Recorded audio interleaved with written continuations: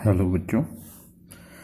तो आज हम लोग चल रहे हैं यूनिट्स एंड डायमेंशन के थर्ड लेक्चर में, लेक्चर नंबर 3। लेक्चर नंबर 3 में हम स्टार्ट करने जा रहे हैं। जैसा कि हमने पिछले वीडियो में दिखाया था, डायमेंशनल एनालिसिस के बारे में हम लोग स्टडी कर रहे थे। डायमेंशनल एनालिसिस, इसमें सबसे पहले हमने विचार कर लिया था किस चीज़ के बारे में, डायमेंशन के बारे में, है ना। अगर डायमेंशन आपको याद हो, फिर से हम इसको बात को बता दें, इस बात को कि फंडामेंटल फिजिकल क्वांटिटी का जो पावर होता है ना, जो पावर होता है वही क्या कहलाता है, डायमेंशन कहलाता है। एक लाइन की अगर बात करें, किसी भी फंडामेंटल फिजिकल क्वांटिटी का पावर, तो ये पावर एक्चुअली दिखेगा कहाँ पर, जहाँ पर डिराइव्ड फिजिकल क्वांटिटी का फॉर्मेशन होगा। तो डिराइव्ड फिजिकल क्वांटिटी के फॉर्मेशन में फंडामेंटल का जो पावर होता है, उसी पावर को हम क्या कहते हैं, डायमेंशन कहते हैं। जैसा कि हमने लिखा था वेलोसिटी के लिए L_T⁻⁻1 या m⁻0 L⁻⁻1 ऐसा लिख करके बताया गया था आपको। अब इसमें आप ध्यान दें, जैसे इसमें हमने क्या कहा था कि वेलोसिटी का जो डायमेंशन है वो मास के रेस्पेक्ट में 0, लेंथ के रेस्पेक्ट में 1 और टाइम के रेस्पेक्ट में कितना है, -1। क्योंकि यहाँ पर लिखने के क्रम में जो हमारे पास ये रिजल्ट आया वो तो L⁻⁻1 आया, लेकिन चूंकि ओल्ड कंसेप्ट के अनुसार 3 फंडामेंटल हुआ करते थे जिसमें इसमें मास मौजूद नहीं है, तो इसलिए मास का पावर 0 कर दिया गया। इस कंसेप्ट को दिमाग में रखते हुए कि कोई भी संख्या अगर है उसका पावर 0 कर दें तो वैल्यू कितना हो जाता है, 1 हो जाता है। लेकिन इसके साथ साथ एक कंडीशन ये भी याद रखना जरूरी होता है कि वो संख्या जो है वो खुद 0 के इक्वल नहीं होनी चाहिए। तो ये चीज़ ऐसा पॉसिबल नहीं होगा। x is not equal to 0। अगर x कोई संख्या है और वो 0 के इक्वल नहीं है तो उसका पावर कितनी भी वो संख्या लिख दिया जाए, जैसे मान लीजिए 5000 हमने लिखा, पावर लिख दिया 0, तो इसका जो वैल्यू होगा ये कितना हो जाएगा, 1 हो जाएगा। ये मैटर है। तो अब इस पर भी थोड़ा सा विचार किया गया कि जब m का पावर यहाँ पर 0 है ना, तो जब मॉडर्न कंसेप्ट हमारा आया,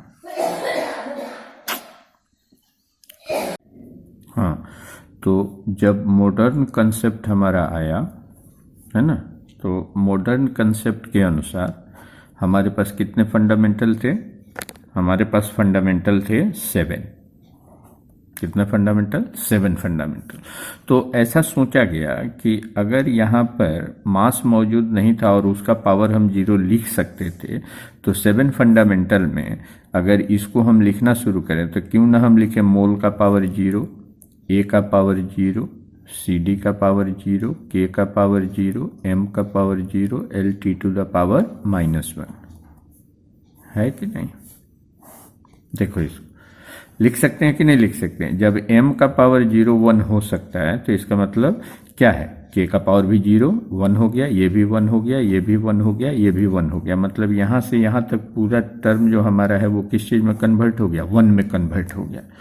तो अब यहाँ पर सोचा गया कि यार एक वेलोसिटी के लिए लिखना था, है ना, और इस वेलोसिटी का जो डायमेंशन का हिसाब यहाँ जो दिखा रहे थे L⁻⁻1, तो इसके लिए इतना बड़ा लंबा झमेला करने की क्या ज़रूरत है।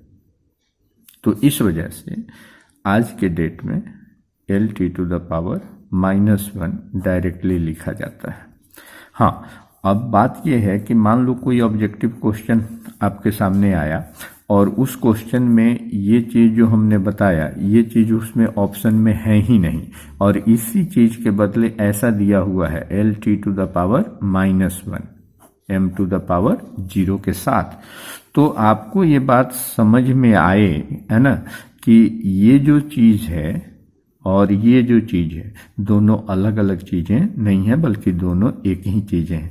इस वजह से इस चीज़ को समझना यहाँ पर जरूरी होता है।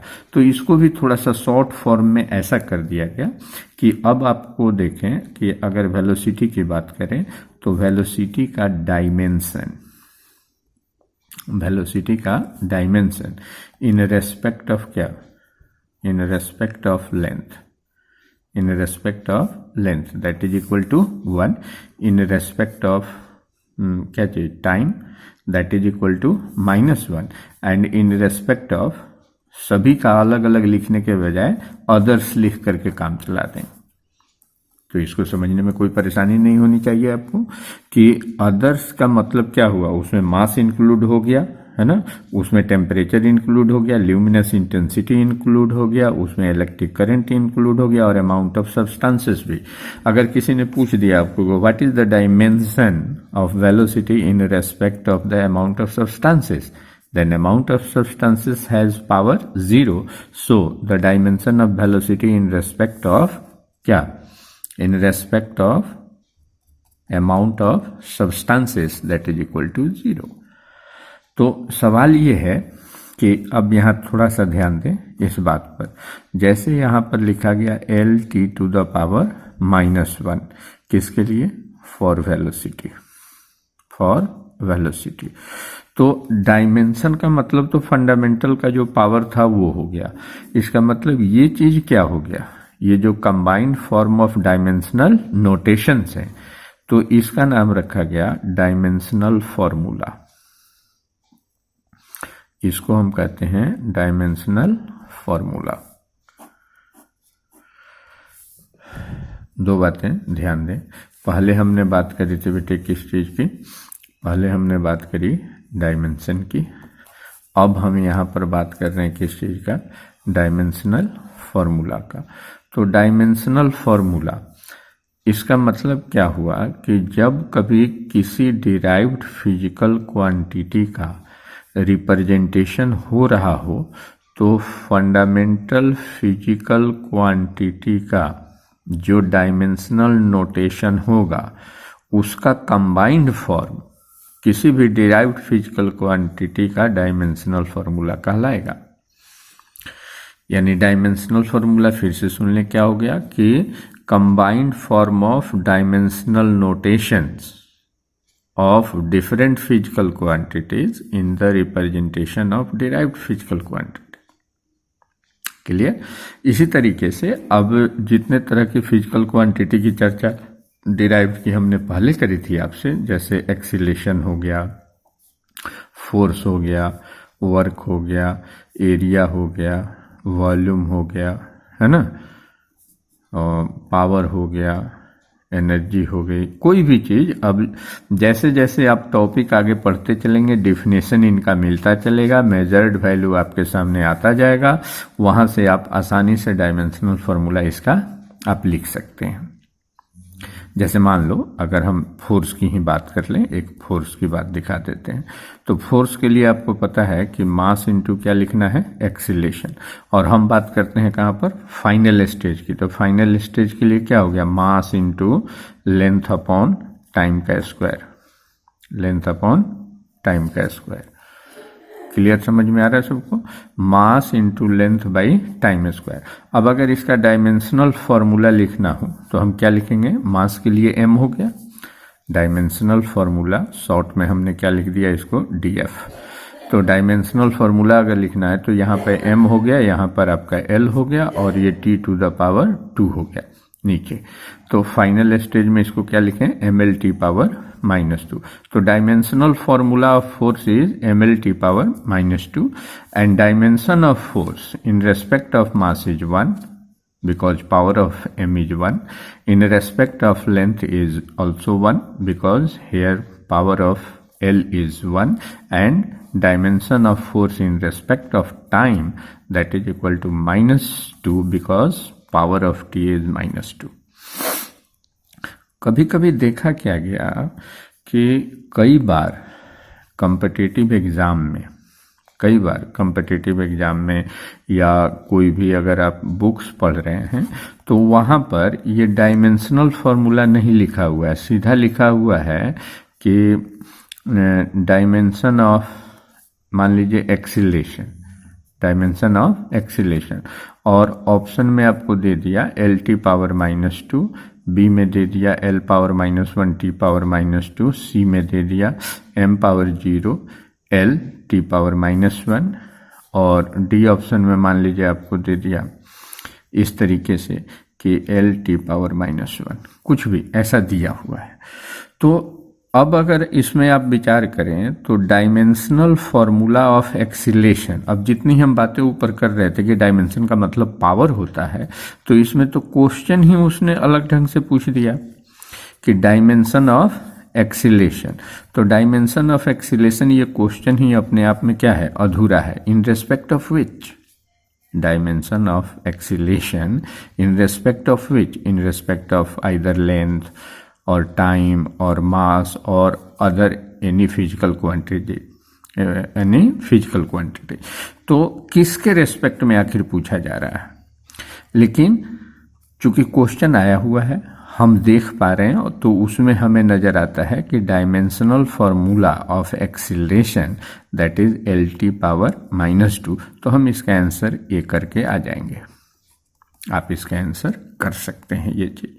वहां पर आपने रिसर्च नहीं करना है यहाँ पर, है ना, कि नहीं भाई हम तो पढ़े थे कि जो पावर होगा वहीं यहाँ पर डायमेंशन होगा, और उस टाइप का यहाँ तो क्वेश्चन में पूछा ही नहीं, तो हम इसका जवाब ही नहीं देंगे। नहीं, आप उस जगह पर इस चीज को करके आ जाइए, आपका काम हो जाएगा। तो अब देखते हैं बच्चों, यहाँ आइए, आगे थोड़ा सा बढ़ते हैं और इस पर फिर विचार करते हैं। ध्यान से देखें, यहाँ पर जो हम अब आपसे बात करने वाले हैं, पहला चीज हमारे पास, देखिए पहला चीज हमारे पास क्या हो गया, डायमेंशन, हमारे पास हो गया डायमेंशन। दूसरा चीज हमारे पास क्या हो गया, डायमेंशनल फार्मूला, दूसरा चीज हो गया डायमेंशनल फार्मूला। और इसी तरीके से एक और टर्म मिलेगा जो बहुत ही इससे सिमिलरिटी रखता है, जिसको हम बोलते हैं डायमेंशनल इक्वेशन, डायमेंशनल इक्वेशन। इसके बारे में सोचिए, जैसे हमने लिखा, जैसे अभी हमने बताया था कि फोर्स इज इक्वल टू, है ना, मास इनटू कितना लिखा था, लेंथ बाय टाइम का square, length by time square, और इसका डायमेंशनल फार्मूला हमने लिख दिया कितना, MLT पावर -2 हो गया। अब इसी चीज को अगर ऐसा लिखा जाए कि F is equal to MLT power -2, then this equation is known as dimensional equation. इसको हम बोलते हैं डायमेंशनल इक्वेशन। कहने का मतलब है कि इधर साइड में, अब आप विचार करें, इधर साइड में मास, लेंथ, टाइम, ये सभी के सभी फंडामेंटल दिए गए हैं, और इधर साइड में जो F दिया हुआ है वो क्या है, डिराइव्ड है। तो फंडामेंटल फिजिकल क्वांटिटीज के जो पावर्स हैं उसके द्वारा जब डिराइव्ड फिजिकल क्वांटिटी का फॉर्मेशन एक इक्वेशन के रूप में दिखाया जाए तो इसको हम क्या कहेंगे, डायमेंशनल इक्वेशन कहेंगे। दूसरे रूप में आप ऐसे भी कर सकते हैं कि the equation by which any derived physical quantity is expressed in respect of dimension, that is called dimensional equation। तीन बातों का ध्यान रखें बच्चों। पहला चीज हो गया हमारा डायमेंशन, यानी फंडामेंटल का जो पावर होता है वो डायमेंशन होता है, और डायमेंशनल नोटेशन का जब कॉम्बिनेशन किसी भी डिराइव्ड फिजिकल क्वांटिटी को रिप्रेजेंट करने के लिए करते हैं तो उसका नाम होता है डायमेंशनल फॉर्मूला। और relation between fundamental physical quantity and derived physical quantities in respect of the power form is represented by an equation. That equation is called dimensional equation. तीनों में बहुत ज़्यादा का फर्क नज़र नहीं आता लिखने के क्रम में, है ना, लेकिन थोड़ी थोड़ी डिफरेंसेस इसमें हैं जिसका आप विशेष ध्यान रखें तो ज़्यादा बेटर है. तो dimension, dimensional formula and dimensional equation. अब यहाँ पर एक चीज़ और जो सबसे इम्पोर्टेंट है गौर करने वाली बात, कि आपने देखा था कि डिराइव्ड फिजिकल क्वांटिटी कहीं कहीं पर फंडामेंटल फिजिकल क्वांटिटी और प्लस सप्लीमेंट्री फिजिकल क्वांटिटी से भी बनती है.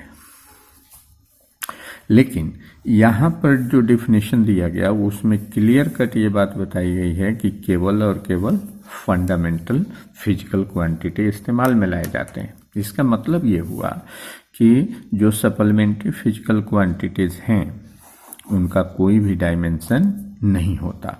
तो मतलब ये क्या हो गए, इनके बारे में आप एक लाइन में लिख सकते हैं कि these are dimensionless, these are dimensionless. तो इस तरीके से कुछ बातों पर और आपको ध्यान रखना पड़ेगा कि आखिर वो कौन कौन सी चीज़ हैं जिनका फिजिक्स पढ़ते समय ध्यान रखना होगा कि उनका डायमेंशन नहीं होगा. जैसे मान लीजिए कोई इक्वेशन आ रहा है, कोई फिजिकल रिप्रेजेंटेशन आ रहा है और उसमें नंबर्स आ रहे हैं. नंबर्स जैसे 1 हो गया, 2 हो गया, 3 हो गया, 4 हो गया, 2/5 हो गया, 3/8 हो गया, पाई हो गया, 2 पाई हो गया. इस सब टाइप की जो चीज़ें हैं, जितने भी न्यूमेरिक्स वैल्यू हैं, जो न्यूमेरिकल वैल्यू कहलाएंगे, ये सभी क्या होंगे, डायमेंशन लेस होंगे. जो कांस्टेंट भी हैं और न्यूमेरिक भी हैं तो ये क्या होंगे, डायमेंशन लेस होंगे.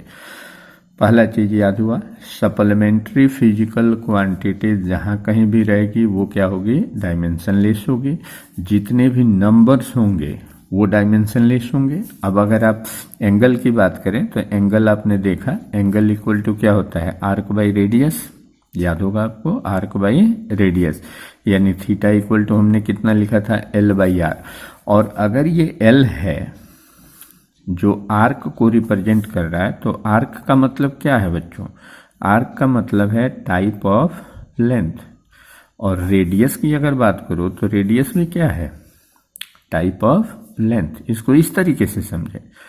तो यहाँ पर जब आप विचार करेंगे तो जैसा कि हमने पहले बताया था कि हमको टाइप ऑफ से कोई मतलब नहीं होता है, हमको मतलब होता है किस चीज़ से, फिजिकल क्वांटिटी से. तो ऊपर में फिजिकल क्वांटिटी कौन है, लेंथ. नीचे में फिजिकल क्वांटिटी कौन है, लेंथ.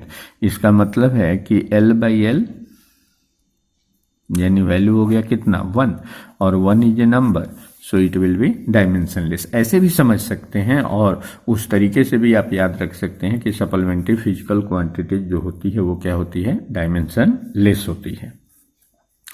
तो पहला चीज़ याद रखें कि supplementary physical quantities are dimensionless. Means angle, solid angle जहाँ कहीं भी आएगा वो डायमेंशन लेस लिखा जाएगा उसकी जगह पर.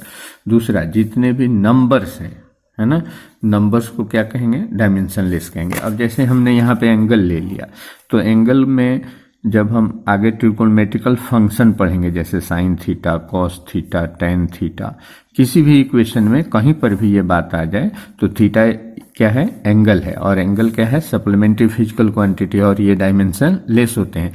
इसलिए इनको भी हम क्या कहेंगे, डायमेंशन लेस कहेंगे. इनको भी डायमेंशन लेस कहेंगे.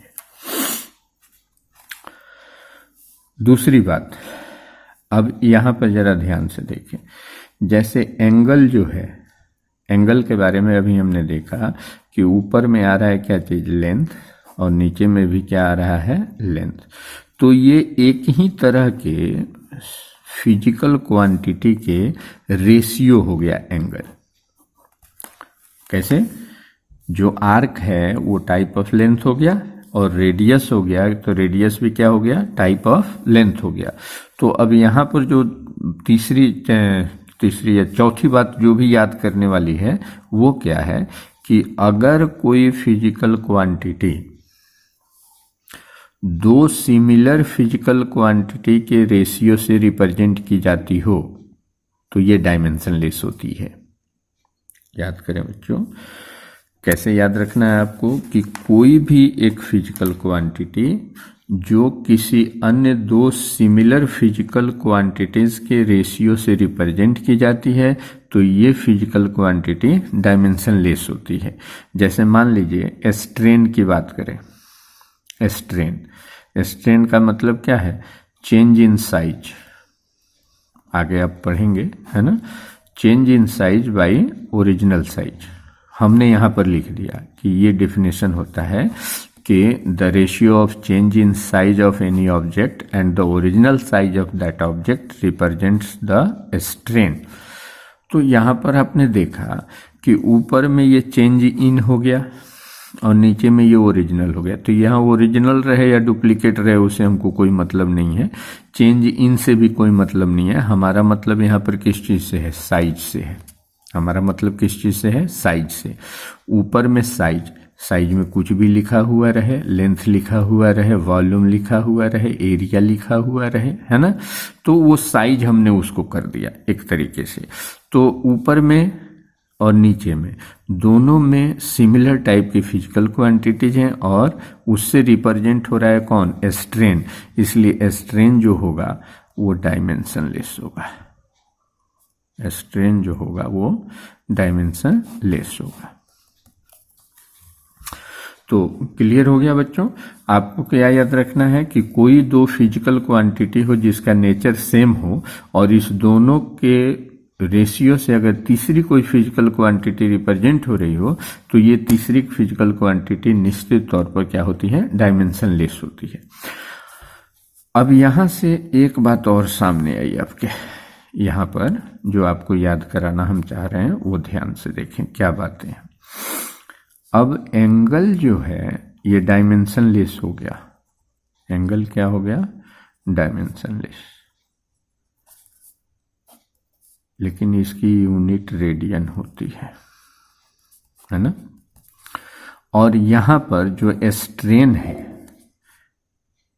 ये यूनिट नहीं होती है, इसकी कोई भी यूनिट नहीं होती है, मतलब ये यूनिटलेस भी है। ध्यान दें, strain is dimensionless and strain is unitless. यहाँ पर क्या बता रहे हैं? Angle is dimensionless but it is not unitless.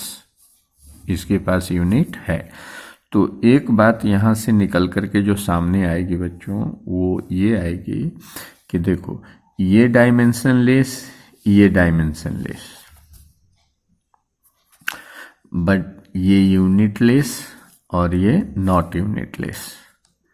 इससे एक बात आपको जो दिमाग में कन्फर्मली बैठा लेनी है और हर हाल में ये याद रहे। मान लो कोई x एक फिजिकल क्वांटिटी है और y एक फिजिकल क्वांटिटी है, दूसरी फिजिकल क्वांटिटी हमने y ले ली।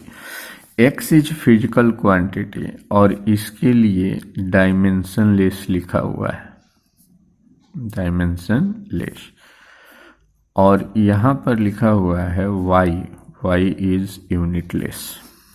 गौर से देख, तो जब फिजिकल क्वांटिटी डायमेंशनलेस है तो ये यूनिटलेस और नॉट यूनिटलेस दोनों बातें हो सकती हैं।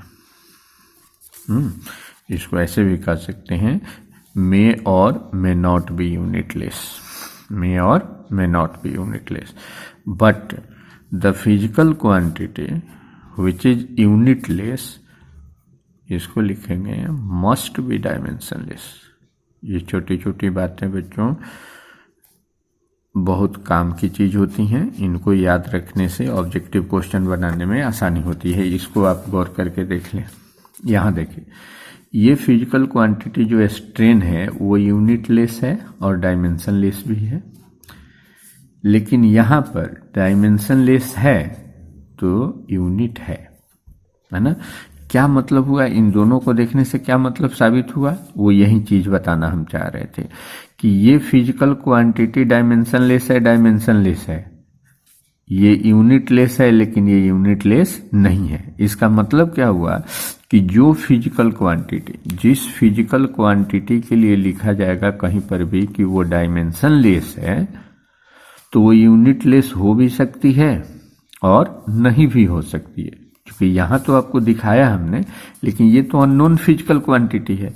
तो अननोन फिजिकल क्वांटिटी के बारे में अगर कोई आपको कहता है कि भाई एक्स वाई जेड कुछ भी, ये एक फिजिकल क्वांटिटी है और ये फिजिकल क्वांटिटी डायमेंशन लेस है, तो तुरंत आपके दिमाग में बात आनी चाहिए कि हो सकता है इसका यूनिट होता हो और हो सकता है इसका यूनिट ना भी होता हो। लेकिन जैसे ही कोई ये बात कहे कि एक ऐसी फिजिकल क्वांटिटी है जो साहब यूनिट लेस है, तो आप तुरंत उसके बगल में कहिए कि निश्चित तौर पर वो डायमेंशन लेस होगी।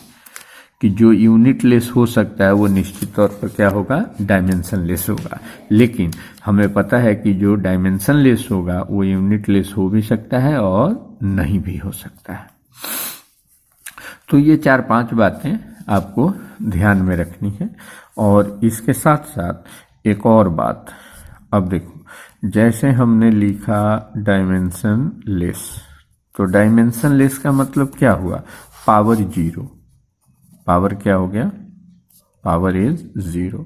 Dimension less means power 0। अब पावर अगर 0 हो गया तो पावर 0 का मतलब वैल्यू कितना हो गया, वैल्यू इज 1। इसका मतलब हुआ कि जहां कहीं भी डायमेंशन लेस टर्म लिखा हुआ रहेगा, है ना, उसके जगह पर हम वैल्यू 0 नहीं, वैल्यू हम 1 लिखेंगे, पावर 0 लिखेंगे। इस बात के बाद आप जैसे समझें इस बात को, जैसे मान लीजिए हमने आपको दिखाया था किसके बारे में, एंगुलर वेलोसिटी के बारे में। एंगुलर वेलोसिटी, एंगुलर वेलोसिटी को हम लोगों ने पढ़ा था angular displacement, angular displacement upon time. और फाइनली हमने लिखा था क्या चीज, एंगल अपॉन टाइम। ठीक, अब अगर इसके बारे में कोई कह दे कि आप इसका डायमेंशनल फॉर्मूला बताइए, तो ऊपर में ये क्या है, एंगल। एंगल का मतलब क्या है, सप्लीमेंट्री फिजिकल क्वांटिटी। तो सप्लीमेंट्री फिजिकल क्वांटिटी क्या होती है बच्चों, कि डायमेंशन लेस होती है। तो डायमेंशन लेस लिखिए और नीचे टाइम के लिए क्या लिख दीजिए, टी लिख दीजिए। तो डायमेंशन लेस का मतलब क्या होता है, power 0 means value is 1 by t, result will be t to the power -1। तो एंगुलर वेलोसिटी का डायमेंशनल फॉर्मूला हमने क्या लिख दिया, टी टू द पावर -1 लिख दिया। क्लियर। अब इसी तरीके से डिफरेंट फिजिकल क्वांटिटीज के डायमेंशनल फॉर्मूला हम लिखते रहेंगे जैसे जैसे। और डिस्क्रिप्शन में जब आप जाएंगे, लिंक दिया हुआ है ना, वहाँ पर जो भी फिजिक्स में फिजिकल क्वांटिटीज हैं, हमने लगभग सारे के डायमेंशनल फार्मूला को एक जगह पर इकट्ठा कर दिया हुआ है, आप उसको देख सकते हैं आसानी से। अब हम लोग विचार करेंगे इस बात पर, applications of dimensions, applications of dimension. इसमें पहला जो चीज आता है वो आता है to check the correctness, to check the correctness of physical equations, physical equations. कोई भी फिजिकल इक्वेशन दिया हुआ है ना, तो उसको हम चेक कर सकते हैं कि वो डायमेंशनली करेक्ट है या डायमेंशनली रॉन्ग है। तो बच्चों ध्यान से देखेंगे यहाँ पर कि ये सबसे इम्पोर्टेंट चीज़ आपके लिए होने जा रही है, क्योंकि यहीं से काम आपके न्यूमेरिकल का अब शुरू होगा, है ना। न्यूमेरिकल जो पूछे जाते हैं वो यहीं से पूछे जाते हैं, यहीं से स्टार्ट होते हैं। तो इस पार्ट पर आप विशेष ध्यान दें। To check the correctness of physical equation. मान लो कि जैसे s equal to u t plus half a t square, ये एक इक्वेशन है जिसको सभी लोग जानते हैं, है ना। तो यहाँ पर जब हम विचार करेंगे, s is what, s is distance,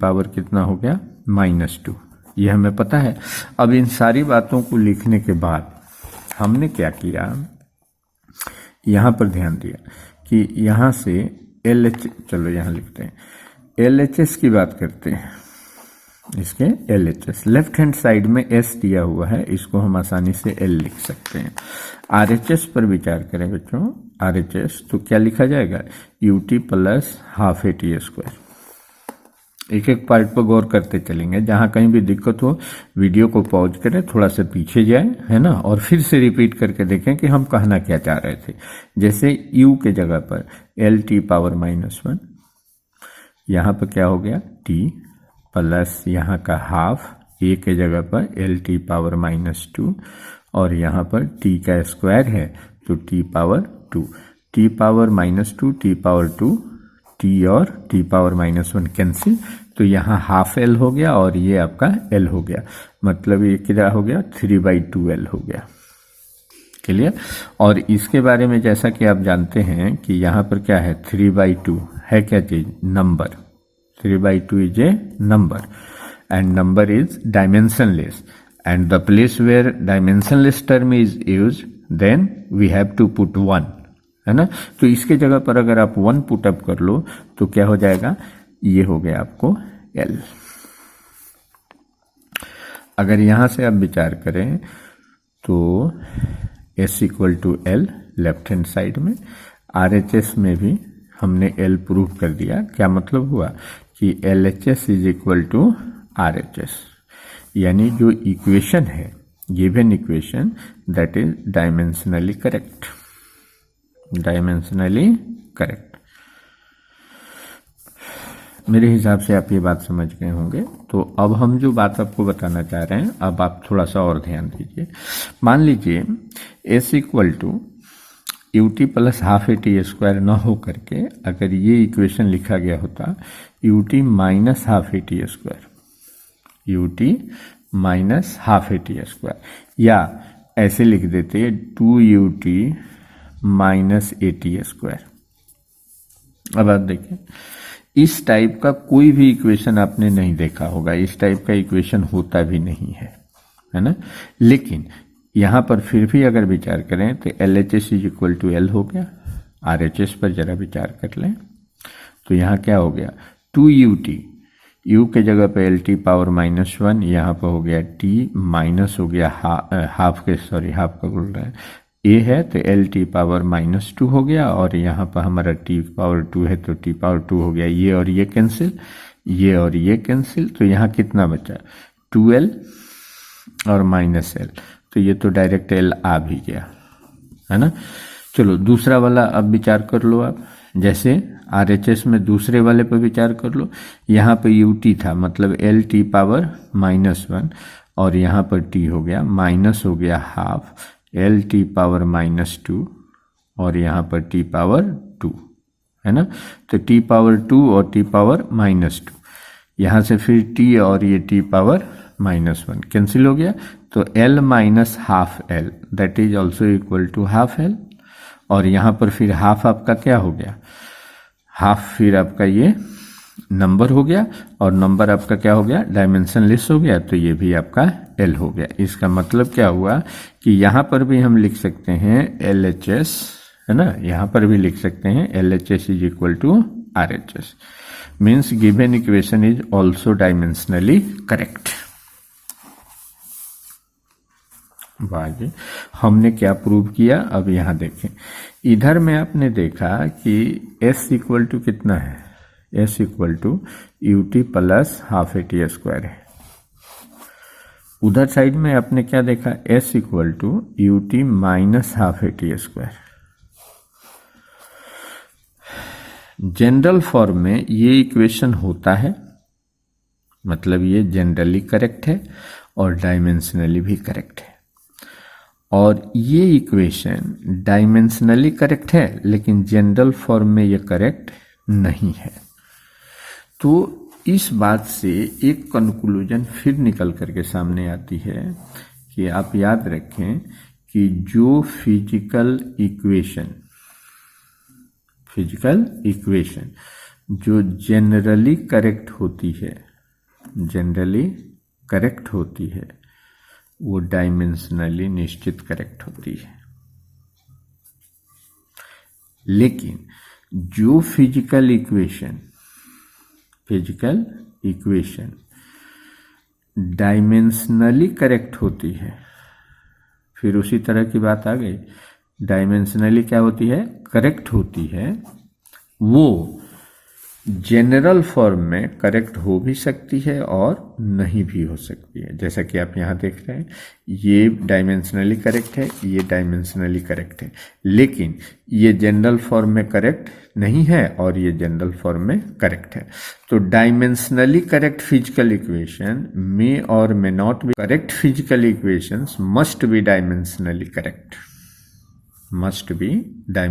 correct. और दूसरे फॉर्मेट में एक और बात आप याद रख सकते हैं, इसका नेगेटिव फॉर्म, कि जो फिजिकल इक्वेशन डायमेंशनली रॉन्ग हो जाए, physical equation which is dimensionally wrong, that will be never be correct in general form, ये याद रखना है। दो बातों का ध्यान हो बच्चों, dimensionally correct physical equation may और may not be correct in general form, but correct physical equations must be dimensionally correct, and those physical equations which are dimensionally wrong, है ना, they never be correct in general form। ये बात। अब इस चीज का मान लो जैसे f is equal to mv by r square, ये हमने लिख दिया है ना, और इसको हमने कहा, एक एग्जाम्पल के तौर पर आप इसको ले सकते हैं f equal to m v by r square. इसके बारे में पता करना रह गया कि ये इक्वेशन करेक्ट है या ये इक्वेशन रॉन्ग है। तो जो बच्चे इसको देखे होंगे, इस फॉर्मूला को जानते होंगे, उनको देख के भी लग सकता है कि ये इनकरेक्ट है, रॉन्ग है। लेकिन हम लोग डायमेंशनली क्या करेंगे इसके बारे में चेक करें। जैसे LHS का मतलब क्या है, F है, और F का मतलब हमें पता है MLT पावर क्या होता है, -2 होता है। फोर्स के लिए डायमेंशनल फॉर्मूला MLT पावर -2। अब बाकी रही बात RHS की, तो RHS जो है वो हमारा m है, v है और नीचे r स्क्वायर है। r यहाँ पर रेडियस है, तो m के लिए m हो गया, v के लिए लिखें तो LT पावर -1 हो गया, और नीचे ये r स्क्वायर है तो l का पावर 2 हो गया। इसको अगर सॉल्व करें तो ml पावर -1 t पावर -1, आप देख सकते हैं। RHS में डायमेंशनल फार्मूला ये आया, जबकि LHS में डायमेंशनल फार्मूला ये था। ये दोनों ही आपस में मेल नहीं खाते। इसका मतलब क्या हुआ कि LHS is not equal to RHS, means given equation is dimensionally wrong. Given equation is dimensionally wrong. It means this equation f is equal to mv by r square never be correct in general form। जो physical equation dimensionally wrong हो जाए वो general form में कभी correct नहीं होगा, और correct जो फिजिकल इक्वेशन होगा, यहां देखें फिर से, करेक्ट जो फिजिकल इक्वेशन होगा वो निश्चित तौर पर डायमेंशनली करेक्ट होगा। अब शॉर्ट कर दें अगर तो आप ऐसे भी याद कर सकते हो, जनरल फॉर्म का correct equation must be dimensionally correct, dimensionally wrong physical equation never be correct in general form, but dimensionally correct physical equation may और may not be correct in general form, may और may not be correct. 3 बातें हो गई, 3 बातें ध्यान में रखें।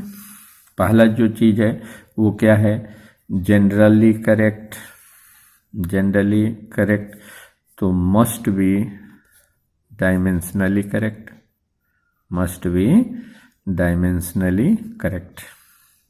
Clear?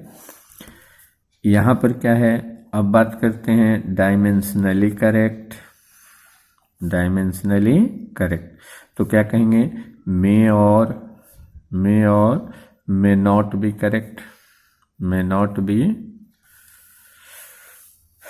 Dimensionally correct means may और may not be correct in general form, in general form. और यहां पर लिखा क्या चीज, डायमेंशनली रॉन्ग, डायमेंशनली रॉन्ग तो डायमेंशनली रॉन्ग का मतलब क्या है, never be correct, never be correct in general form, never be correct in general form. चलिए आगे से विचार करते हैं। अब यहां पर देखो, एक और आगे बढ़ते हुए इसी टाइप का एक और क्वेश्चन आपको दिखाते हैं। जैसे मान लो s equal to u t plus half a t square जो लिखा गया था, इसमें गौर करने वाली बात ये है कि यहाँ पर जो है ये क्या है, डिस्टेंस है, यहाँ पर ये डिस्टेंस है, यहाँ पर ये वाली और ये वाली पूरी जो टर्म है ये भी क्या है, डिस्टेंस है।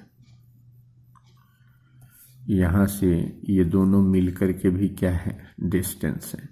तभी ये बात हम कर सकते हैं कि जैसे देखिए distance plus distance result will B distance, ये ध्यान रखें। तो कोई भी फिजिकल इक्वेशन अगर दी गई है ना, तो जैसे यहाँ पर s equal to u t plus half a t square में हाफ का तो कोई डायमेंशनल फॉर्मूला है नहीं, हाफ डायमेंशन लेस है। तो यहाँ पर डायमेंशन के भी हिसाब से अगर विचार करें तो यहाँ पर जो भी इक्वेशन में टर्म दिया हुआ रहेगा, इधर वाले सारे टर्म उसी के इक्वल होंगे। ये जैसे इसका डायमेंशनल फॉर्मूला जितना होगा इसका भी उतना ही होगा, जितना इसका डायमेंशनल फॉर्मूला होगा उतना ही डायमेंशनल फॉर्मूला इसका भी होगा। इसका मतलब इसका और इसका डायमेंशनल फॉर्मूला सेम होगा, तो फिर इसका और इसका भी डायमेंशनल फॉर्मूला सेम होगा। और आप ऐसे भी जानते होंगे कि सिमिलर जो नेचर रखने वाले चीज हैं, सिमिलर जो नेचर रखने वाले चीजें हैं, उन्हीं का हम या तो एडिशन कर सकते हैं या सब्सट्रैक्शन कर सकते हैं। डिफरेंट नेचर वाले टर्म का सब्सट्रैक्शन कभी भी पॉसिबल एक दूसरे से नहीं है, ना उनका एडिशन पॉसिबल है। तो बच्चों याद हुआ, जैसे मान लो v equal to u plus a t equation है, तो इसका मतलब है कि यहाँ पर ये जो टर्म है वो वेलोसिटी है, यहाँ पर ये वेलोसिटी है और ये दोनों मिल करके वेलोसिटी है। इसका मतलब कि dimensional formula of this place is equal to dimensional formula of this place. Dimensional formula of this place is also equal to dimensional formula of this place, and dimensional formula of this place is also equal to dimensional formula of this place. इसी के base पर आपको एक example दिखाते हैं। जैसे मान लो एक क्वेश्चन आपको दिया गया और उस क्वेश्चन में ये बताया गया कि x is equal to a t plus b t square plus c t cube, ऐसा कुछ इक्वेशन दे दिया है ना। और इसमें ऐसा बोला कि x जो है वो डिस्प्लेसमेंट है, t जो है वो क्या है आपका टाइम है, और a, b एंड c ये कांस्टेंट्स हैं। ये जो है वो क्या है, ये कांस्टेंट्स हैं। और क्वेश्चन में पूछा आपसे कि a, b एंड c का आप डायमेंशनल फॉर्मूला बता दीजिए। क्या बताइए? Dimensional formula. तो इसके लिए हम क्या करेंगे, ऊपर जो बातें हमने आपको बताई हैं यहाँ कि इसका डायमेंशनल फॉर्मूला, इसका डायमेंशनल फॉर्मूला दोनों सेम होगा, फिर इसका डायमेंशनल फॉर्मूला और इसका डायमेंशनल फॉर्मूला सेम होगा। तो उस तरीके से अगर हम यहाँ पर विचार करें तो x का डायमेंशनल फॉर्मूला 80 के बराबर होगा, x का ही डायमेंशनल फॉर्मूला इसके बराबर होगा, x का ही डायमेंशनल फॉर्मूला इसके बराबर होगा। तो हम क्या लिख सकते हैं, dimensional formula of x is equal to dimensional formula of 80। और हमें किसका वैल्यू निकालना है, a का। तो यानी a इक्वल टू कितना हो गया, x बाई टी, और x के जगह पर l, नीचे हो गया t, तो एल टी पावर -1। आसानी से हम इस बात को लिख सकते हैं।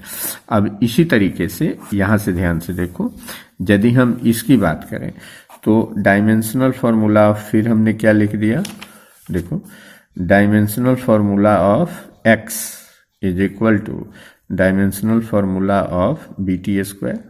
यहाँ से भी लिख सकते हैं, इसका डायमेंशनल फॉर्मूला, इसका डायमेंशनल फॉर्मूला दोनों का सेम हो गया। फिर यहाँ से b का वैल्यू निकालना है तो x बाई कितना हो गया, टी स्क्वायर, तो ऊपर में l, नीचे में टी स्क्वायर, तो क्या हो गया, एल टी पावर -2।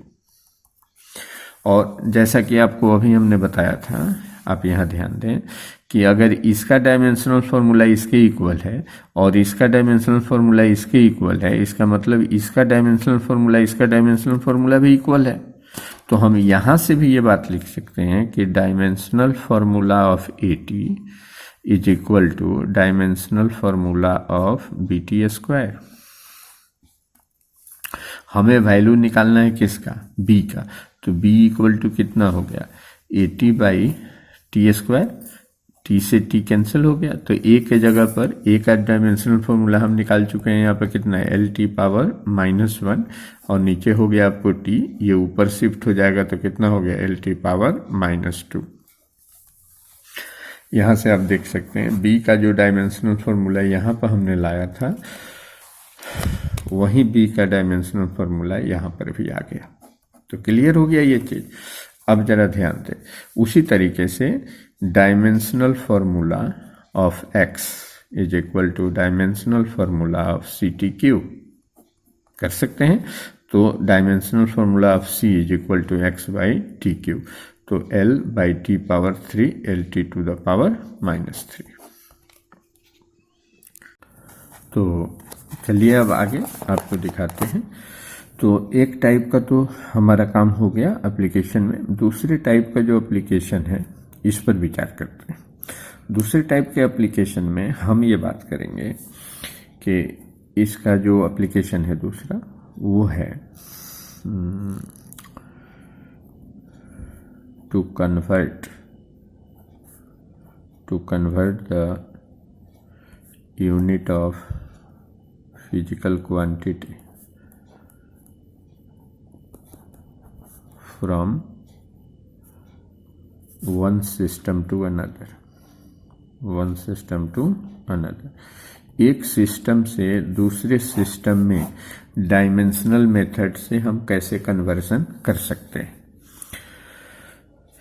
आपको याद होगा, हमने पहले आपको पढ़ाया था कि फिजिकल क्वांटिटी का जो रिप्रेजेंटेशन है वो NU के बराबर है, Q इक्वल टू NU, और सिमिलर फिजिकल क्वांटिटी के लिए N1U1 is equal to N2U2।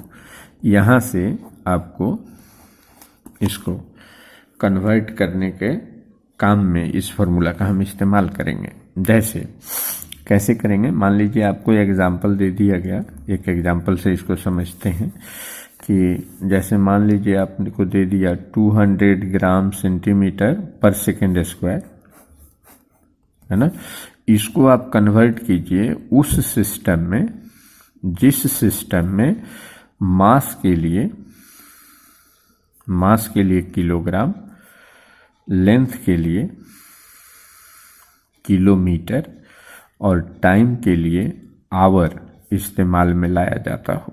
एक क्वेश्चन हमें दे दिया गया, 200 मीन्स ये हो गया कि 200 gram centimetre per second square is to be converted into kilogram kilometre per hour square, इस डायमेंशनल मेथड से। तो सबसे पहला काम, जब कभी भी इस टाइप का क्वेश्चन कहीं भी नज़र आए तो आपको ये पता होना चाहिए कि यहाँ पर जो फिजिकल क्वांटिटी है वो कौन सी है। तो जैसा कि आप देख पा रहे हैं यहाँ पर फिजिकल क्वांटिटी कौन है, फोर्स है ना, ग्राम सेंटीमीटर पर सेकेंड स्क्वायर। तो इस फिजिकल क्वांटिटी का सबसे पहले डायमेंशनल फार्मूला लिखिए। सबसे पहला काम आपका ये होना चाहिए, फिजिकल क्वांटिटी को पहचानना है ना, और उसका डायमेंशनल फार्मूला लिखना। कई बार क्वेश्चन में ऐसा दिया हुआ रहता है, इसी क्वेश्चन को डेवलप करके अगर सोचे तो ऐसा भी कहा जा सकता था कि if a force 200 gram centimetre per second square is acted on any body and body is displaced from this position to this position, now convert the value of force in a system in which kilogram is used for mass, kilometer is used for length and hour is used for time, ऐसा कहा जा सकता था। तो इतने लंबे question में भी इसको हम सॉर्ट करेंगे। तो सबसे पहले ये क्वेश्चन का समरी हमने लिख लिया, फिजिकल क्वांटिटी को आइडेंटिफाई करके डायमेंशनल फार्मूला लिख लिया। तो यहाँ से अगर आप चेक करें तो ये N1 है, ये पूरा जो टर्म है हमारा वो U1 है, यहाँ पर जो ये पूरा टर्म है ये हमारा U2 है, और यहाँ जो ये खाली टर्म है वो हमारा N2 है, यानी यही हमारा रिक्वायर्ड वैल्यू है। इसी को हमें कैलकुलेट करना है। गौर से देखें तो 200 gram centimetre per second square is equal to kilogram kilometre per hour square, means here is N1, that is U1 means N2, और ये हो गया हमारा U2। तो हमें N2 को कैलकुलेट करना है, यानी फिजिकल क्वांटिटी अगर सेम रहती है तो N2 का वैल्यू कितना हो गया, N1 U1 बाई U2, ये फार्मूला हमारा हो गया।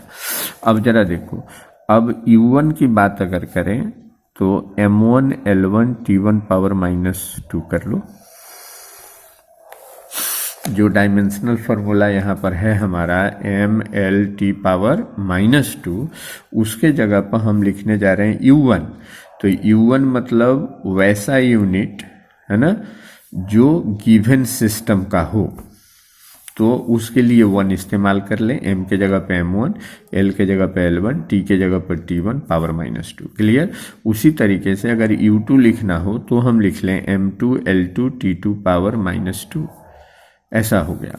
और N1 की बात करें तो N1 मतलब यहाँ पर कितना है 200, तो 200 लिख लिया जाए। मतलब N2 का जो वैल्यू हमें लिखना है वो कितना हो गया, N1 U1 बाई U2। अब इस फार्मूला में यहाँ पर हम वैल्यू रखें तो N2 इक्वल टू N1 के जगह पर हो गया आपको कितना 200, और U1 के जगह पर कितना हो गया M1 L1 T1 पावर -2, नीचे हो गया क्या चीज़ M2 L2 और T2 पावर -2। ठीक है, 200 का 200 रखिए, यहाँ पर M1 बाई M2 कर लीजिए, यहाँ पर L1 बाई L2 कर लीजिए, और यहाँ पर T1 बाई T2 कर लीजिए। अब पावर यहाँ -2 डाल दीजिए, पावर यहाँ -2 डाल दीजिए। ये मैटर क्लियर हो गया। 200 का 200, M1 by M2, L1 by L2, T1 by T2। अब सभी का यूनिट यहाँ पर रख दीजिए। ये 200, 1 वाले का जो हिसाब है वो यहाँ से चेक कर लीजिए। यहाँ से क्या दिया हुआ है, जो यहाँ पर हमारा M1 है उसके जगह पर मास के जगह पर यहाँ ऊपर में ग्राम है, नीचे वाला M2 के जगह पर यहाँ पर है तो ये किलोग्राम है, यहाँ लिख लिया।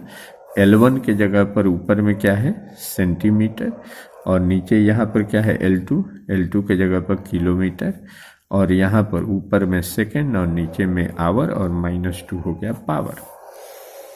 क्लियर। आगे बढ़ो, यहाँ देखो ये 200 का 200, ऊपर में ग्राम और नीचे है किलोग्राम। तो किलोग्राम का मतलब क्या हुआ 1000 ग्राम। यहाँ पर देखो ऊपर में है सेंटीमीटर, नीचे में कितना हो गया 1000 मीटर और इंटू 100 सेंटीमीटर। जैसा ऊपर में है वैसा ही नीचे वाले को लाना है। जैसा यहाँ का हमने चेंज नहीं किया तो नीचे वाले को पहले में चेंज किया था, इसलिए दूसरे वाले में भी नीचे को ही चेंज कर ले। यहाँ पर ऊपर में है सेकेंड, आवर का मतलब कितना हो गया 60 × 60 सेकेंड, पावर कितना हो गया -2। सेकेंड से यहाँ सेकेंड कटाइए, सेंटीमीटर से सेंटीमीटर कैंसिल कीजिए, ग्राम से यहाँ ग्राम कैंसिल कीजिए। अब यहाँ पर आइए, ये हो गया 200 और ये 1 / कितना हो गया 10⁻3, यहाँ पर 1/10⁻5 और यहाँ पर ध्यान देना 1/36 × 10⁻2 होल पावर -2। क्लियर। यहाँ पर जब हम आएंगे तो ये 200 हो गया, 10⁻3, 10⁻5 और यहाँ से ये 36 ऊपर में जाएगा पावर -1, 10⁻2 ऊपर में जाएगा 10⁻2 और होल का पावर -2। यहाँ से अगर विचार करें तो ये 5 और 3 8 हो गया, 2 हटा दिए तो 6 हो गया, 2 × 10⁻6, यहाँ से 36 का पावर 2 और यहाँ से 10 का पावर 4। तो 10 का पावर 4, 10 का पावर -6 सबसे पहले सॉल्व करो, 10⁻2 और ये हो गया आपको 2 × 1296, 36 का स्क्वायर कितना हो गया 1296 और इसको अगर मल्टीप्लाई कर दो है ना तो 2592 10⁻2 हो गया। और इसको हम सॉल्व कर लें तो 25.92, मतलब आपके पास जो है 200 gram centimetre per second square is equal to 25.92 kilogram kilometre per hour square. ये कन्वर्सन हो गया डायमेंशनल मेथड के अनुसार, डायमेंशनल मेथड के अनुसार ये कन्वर्सन होगा। तो मैं समझता हूँ कि इस टाइप का क्वेश्चन अगर कोई भी आपको दिया जाए तो आप आसानी से बना सकते हैं। यूनिट कन्वर्सन हमारा यहाँ से शुरू हुआ था बच्चों, है ना, और इस तरीके से उसका हमने सबसे पहले क्या काम किया था उस पर ध्यान दें। सबसे पहले हमें क्या करना है, क्वेश्चन के अनुसार आइडेंटिफाई कर लेना है कि फिजिकल क्वांटिटी कौन सी है। जैसे ही हमारी फिजिकल क्वांटिटी कंफर्म हो जाए उसका डायमेंशनल फार्मूला लिखिए। डायमेंशनल फार्मूला लिखने के बाद क्वेश्चन का समरी लिखिए।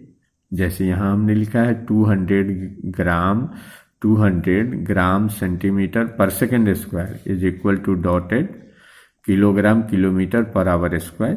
तो यहाँ पर ये N2 है जो हमें फाइंड आउट करना है। N2 का फॉर्मूला लिखिए N1U1/U2।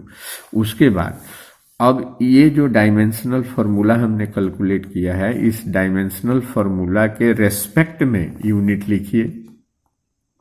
U1 is equal to M1 L1 T1 power -2। उसी तरीके से U2 हो गया M2 L2 T2 पावर -2 और फिर N2 इक्वल टू जो N1U1/U2 है उस फार्मूला में इसको पुटअप कर दीजिए।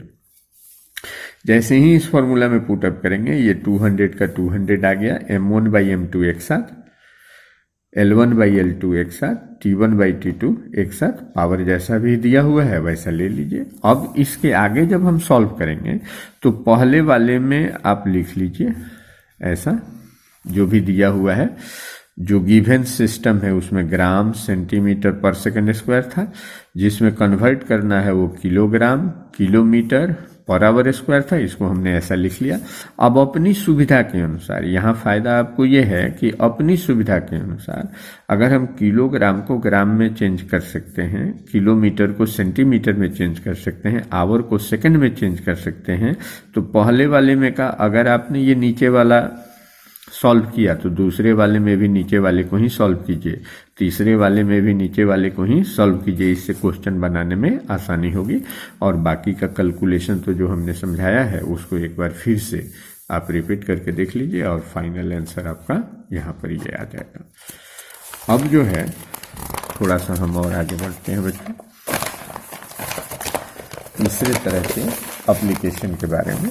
तीसरे तरह के एप्लीकेशन के बारे में जाने से पहले, है ना, थोड़ी सी कुछ बातें आपको और बताएं। जैसे देखिए यहाँ पर x टू द पावर अगर m है और x टू द पावर अगर n है तो इसका जो वैल्यू होता है वो x to the power m plus n होता है।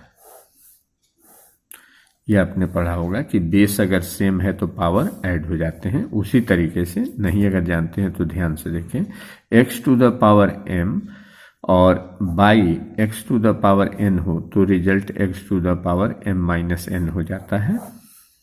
ठीक, इसी तरीके से x to the power m है n whole to the power n है, then powers will be multiplied, x to the power mn हो जाता है ना। और अगर x to the power m है और x to the power he a है या x टू द पावर यहाँ 2 है तो m equal to a equal to 2, m equal to 2, a equal to 2, ये वैल्यू सेम है।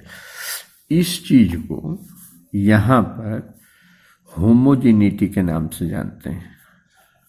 अगर कोई इक्वेशन है ना, तो होमोजेनिटी है ना, इसको हम लोग पढ़ना चाहेंगे और पढ़ेंगे। ये नाम होगा प्रिंसिपल ऑफ होमोजेनिटी। हमें जो पढ़ना है वो चीज ये दिमाग में रखना है, principal of homogeneity. Principle of homogeneity क्या कहती है कि कोई भी अगर आपका डायमेंशनल इक्वेशन है, कोई भी अगर डायमेंशनल इक्वेशन है तो डायमेंशनल इक्वेशन में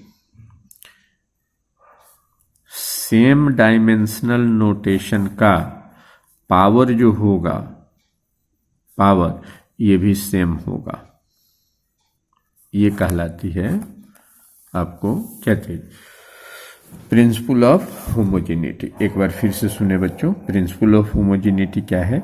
इन any dimensional equation, in any dimensional equation for similar dimensional notation और for same dimensional notations the power will be same.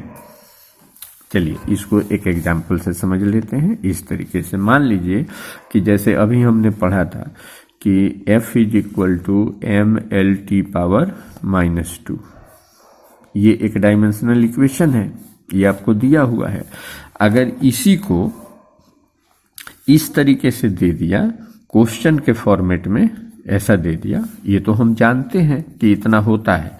अगर यहाँ पर एक डायमेंशनल इक्वेशन ऐसा दिया कि f is equal to m to the power x, l to the power y plus z and t to the power minus 2z, ऐसा एक equation दिया और इसमें बोला कि x, y एंड z का वैल्यू आप बताएं फाइंड आउट करके। क्वेश्चन ऐसा दिया जा सकता है। तो हमें क्या करना है कि जो हम चीज यहां से जानते हैं उसको इसके जगह पर पुटअप करें, मतलब m l t power minus 2 और इधर हमारा हो गया m to the power x, l to the power y plus z and t to the power minus 2z। ये तो हमारा दिया हुआ है, ये हमारा पता है कि इतना होता है फोर्स के लिए और ये क्वेश्चन पूछा हुआ है। तो हम ये डायमेंशनल इक्वेशन अब चेक करेंगे। इस डायमेंशनल इक्वेशन में आप देखें कि m to the power x है और यहीं m लेफ्ट साइड में है। तो जो ऊपर में हम बात कर रहे थे कि similar dimensional notation, dimensional equation में सेम डायमेंशनल नोटेशन का जो पावर होगा वो पावर क्या होगा बच्चों? पावर जो होगा वो सेम होगा।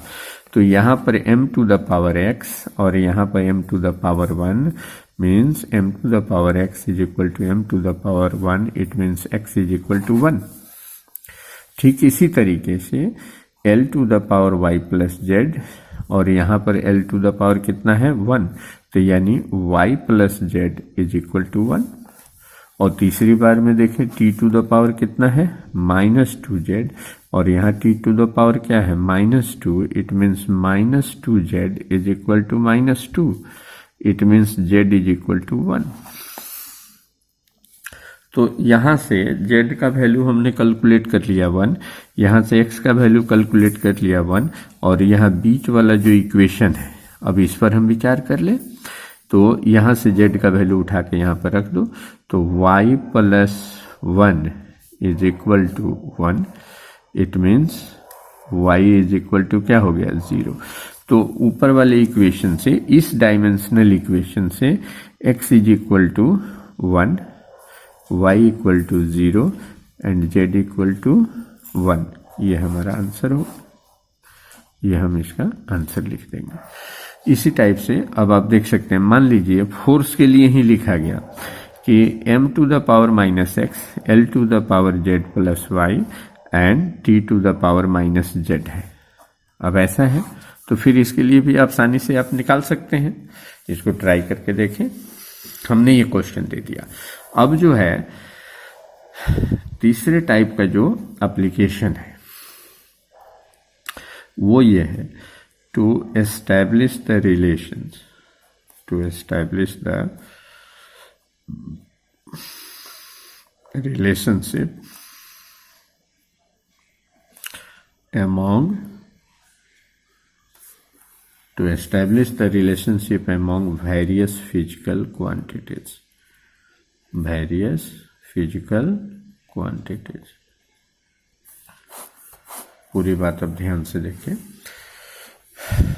To establish the relationship among various physical quantities, मतलब ये है कि अगर कोई एक फिजिकल क्वांटिटी, कोई भी एक फिजिकल क्वांटिटी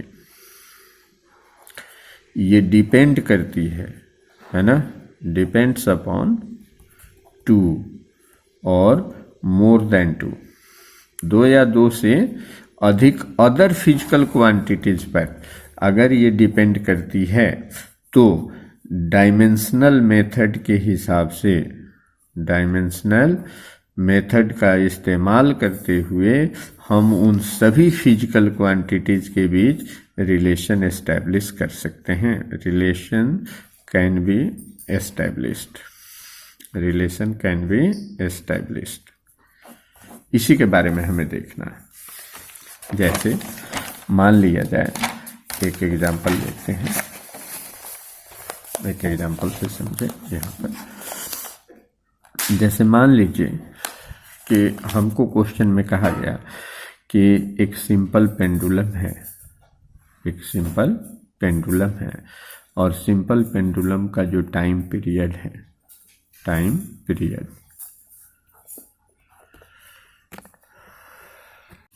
हमको क्या कहा गया कि एक सिंपल पेंडुलम है, उसका टाइम पीरियड t है, ये डिपेंड करता है ना, depends upon mass of the bob, mass of the bob m, length of a string, length of a string l, and acceleration due to gravity, acceleration due to gravity g, then establish the relation, establish the relation t equal to 2 pi under root l by g। ये formula.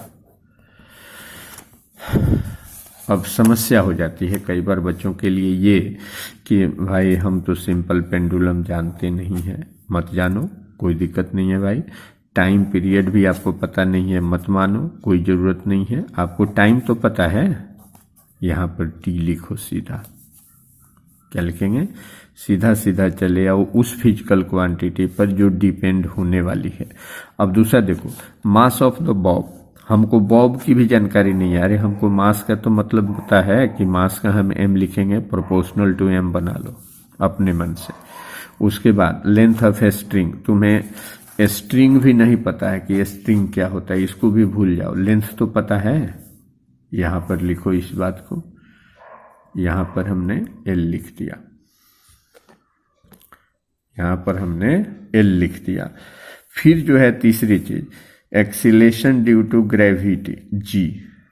अरे due to gravity है, gravity है या प्रेविटी है, कोई भी चीज है, उससे हमको कोई मतलब नहीं है, हमको g से मतलब है। और यहाँ पर जो फिजिकल क्वांटिटी है वो कौन है? एक्सीलेशन है। एक्सीलेशन तो पता है, सबसे पहला ये 3 काम हो गया हमारा। क्वेश्चन से देखें, time period of simple pendulum T depends upon mass of the bob, length of a string and acceleration due to gravity. हमने क्या बना लिया, T proportional to M, T proportional to L, T proportional to G. अब तीनों को हमने मिला लिया, T proportional to M L G अपने मन से, और इन सभी का जो पावर्स है, पावर्स अपने मन से मान लो कि m के लिए a ले लिया, l के लिए b ले लिया, g के लिए हमने c ले लिया अपने मन से। तो इसका मतलब क्या हुआ, t proportional to m to the power a, l to the power b and g to the power c। ये हम लिख सकते हैं कि नहीं लिख सकते हैं? लिख सकते हैं आसानी से, तो हमने यहाँ पर लिख दिया। अब जो है, अब t के m to the power a, l to the power b and g to the power c कि यहाँ पर क्या हो गया, कांस्टेंट हो गया, कांस्टेंट ऑफ प्रोपोर्शनैलिटी, जो डायमेंशन लेस होगी, इसका कोई डायमेंशन नहीं होगा। अब इस इक्वेशन में जितने भी फिजिकल क्वांटिटी इस्तेमाल में लाए गए हैं, है ना, उन सभी का डायमेंशनल फार्मूला रखो। टी का इधर टी हो गया, के डायमेंशन लेस हो गया, एम का मतलब एम होता है, पावर ए हो गया, एल का मतलब एल होता है, पावर बी हो गया, जी का मतलब क्या है, एक्सीलेशन, जी का मतलब यहाँ पर क्या है, एक्सीलेशन। तो एक्सीलेशन का dimensional formula L t power -2 होता है, यहाँ पर पावर सी लिख लो।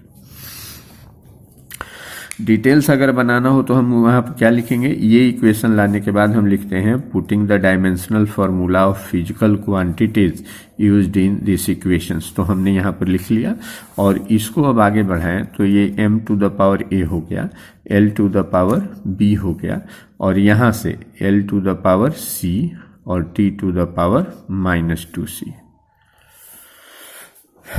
देखो यहाँ पे L का पावर कितना है, 1 है, और यहाँ होल का पावर कितना है, C है, तो 1 into c, L to the power C हो गया।